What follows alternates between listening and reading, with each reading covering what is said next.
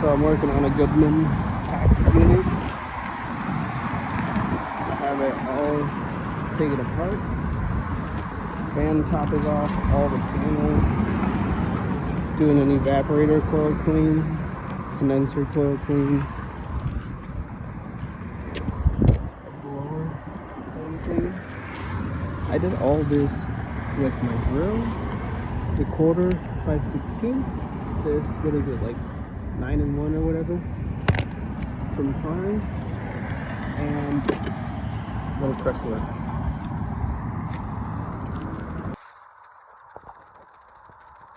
Just getting my condenser coil clean done, blower wheel pulling clean. Look at this thing. Looks nice and crispy. And this as well. Let's see your guys' before and afters.